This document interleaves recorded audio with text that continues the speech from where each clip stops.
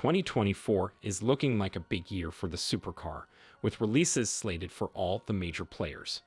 Whether big engines, high-end design, or the latest tech are your main interests in the car world, the supercar sector has always been the one that breeds innovation and pushes forward the auto industry. Today, we're set to run down the most exciting new supercars and hypercars coming this year. 4 already revealed and ready to hit the road in the coming months, with another 4 yet to be unveiled. Aston Martin Vantage. You might think the Vantage is more sports than supercar, but with 665 HP, the heavily revised new model is now firmly amongst the elite. Aston Martin has thrown the proverbial kitchen sink at the new Vantage, starting with that monumental firepower under the bonnet. The engine itself is related to the previous 4-liter V8 as sourced from AMG, but with more scope for tuning, so too has come a very different attitude, says Aston Martin. This starts with the added power, of course, but also its new and unique character that's meant to channel this car's driver focus. The turbochargers are smaller than the units found on the DBX 707 SUV, which Aston says improves responsiveness and helps the car rev to its redline with more alacrity and enthusiasm. The gearbox has also been improved, with faster shifts and a shorter final drive that will run up the 8 gears with even more ferocity than before. The chassis has picked up its own selection of upgrades, including a fundamental redesign of the front axle with a focus on making the car manageable and fun over the limit of grip, suggesting that the torque surplus will remain a defining characteristic. Performance is extreme, with 0-62 miles per hour coming in 3.4 seconds, then going on to top out at a mental 202 miles per hour. That's right on target for rivals from Porsche and Ferrari. Yet it's arguably the design which promises the most, with a new aesthetic that makes it look more aggressive than ever. The body itself is 30 millimeters wider, with the front end featuring new upright headlights that give it a more distinctive face. Bigger 21-inch wheels are now standard, and together with the intricate rear lights and quad exhaust pipes make this look more desirable than ever. Lamborghini Revuelto. A new V12-powered Lamborghini is sort of like a Christopher Nolan film. There never seems to be a shortage of them, but every decade or so one comes along that's truly momentous. Consider the new Lamborghini Revuelto as the Dark Knight, then, because it's already proving to be a true showstopper. Under the striking new body sits a hybrid-assisted V12 powertrain that produces an even 1,000 HP.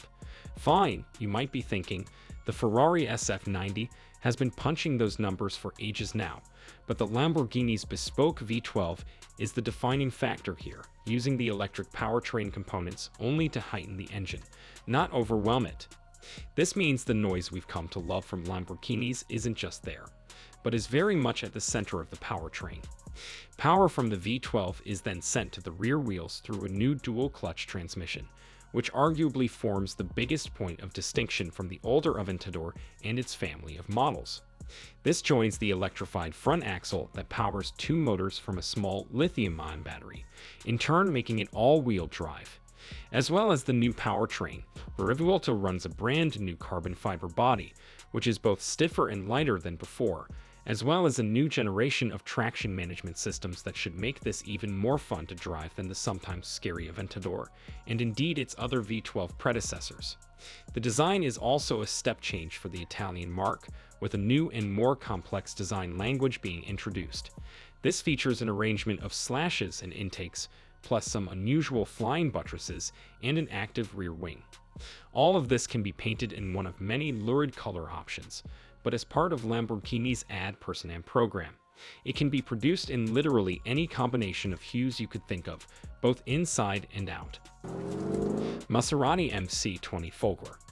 Maserati is the Roman tragedy of car manufacturers, always on the precipice of disaster and despair, yet through it all able to deliver some truly brilliant supercars. One such example is the MC20, launched a few years ago. This otherwise simple V6-powered supercar might look like a Maserati of the old school, think Zegna, rather than Gucci, but it was actually the remains of an abandoned Alfa Romeo project that Maserati picked up and created something brilliant with. But that isn't the model we're talking about here, because while the MC20's V6 engine is brilliant, If lacking some of the theater associated with Italian supercars, it's the all-electric Folger version that's now turning heads. Producing upwards of 1,200 HP, the new Folger, which is due to be revealed first in open-top Cielo, could just find its own little niche of ultimate power at a sub-7-figure price tag. Creating that power will be 3 electric motors, 1 on the front axle and 2 on the rear, which together will make the Folger the fastest car Maseratis ever built. It'll hit 62 miles per hour in around 2.7 seconds, which despite weighing significantly more than the V6 model is 0.2 of a second faster. Apart from anything, we already know that the V6-powered MC20 drives brilliantly, but this could add some serious hypercar performance to the package. All that's left to do is drive this new electric model, pushing Maserati out in front of other supercar rivals like Ferrari, Lamborghini, and Porsche in the race towards an electric supercar. And when it comes to Maserati, the result is never a foregone conclusion, which means this could just as likely turn out to be the best supercar in a generation. Alternatively, it could go in the other direction and fall victim to its extra weight. In any case, it'll be exciting, and that's the whole point of a supercar, right? Pagani Utopia. Pagani was arguably the founder of the modern hypercar, so when he starts from scratch to present an all-new model, it's best we shut up and pay attention. The all-new model in question is called the Utopia, the third in a line of models that went through Zonda and Huayra.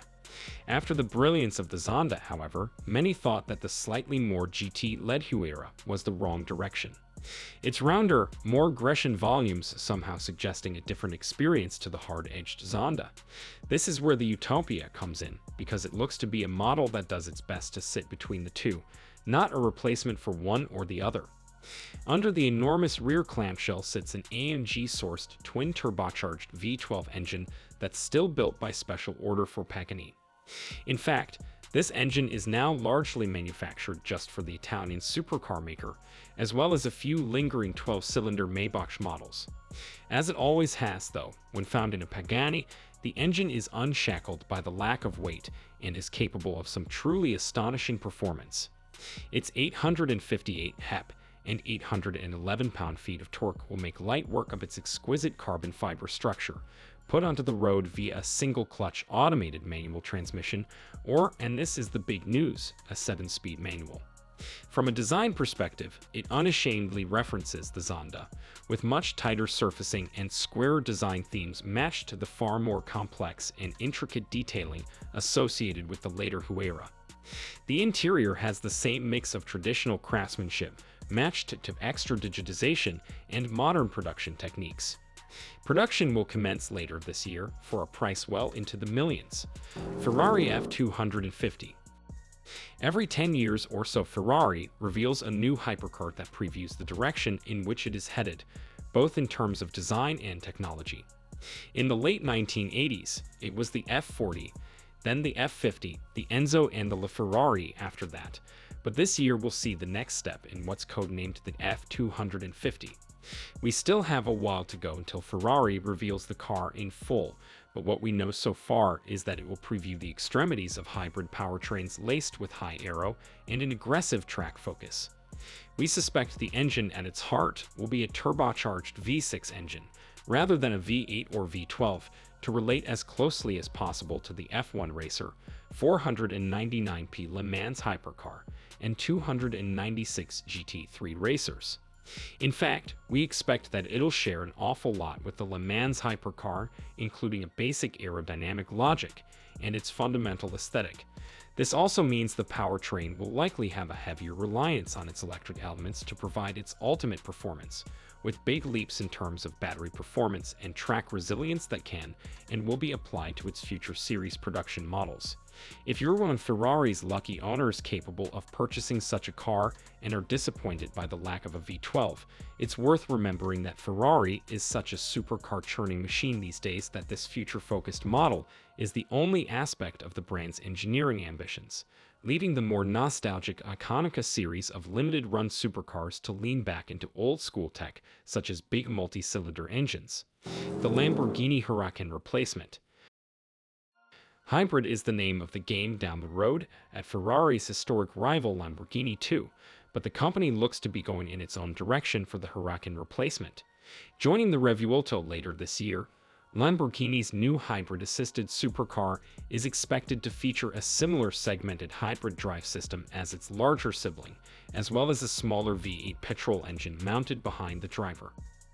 While this does wave goodbye to the iconic V10 engine, this should see a major increase in power and torque for Lamborghini's smaller supercar model, as well as generous improvements to fuel consumption and efficiency, now required by law in Europe and Asia. This still does compare favorably to many rivals if you're a multi-cylinder fan though, with Ferrari and McLaren both going down to a V6 in their somewhat comparable 296 and Artura models. The design will also be a slightly toned-down take on the Revuelto, but like the previous Huracan and Gallardo before, that will almost revel in its compact dimensions to become even more exploitable on the road. Prototypes show off a new set of hexagonal lighting signatures at the front paired to the thinnest of headlight units, while out back the open-deck style engine compartment is also in use.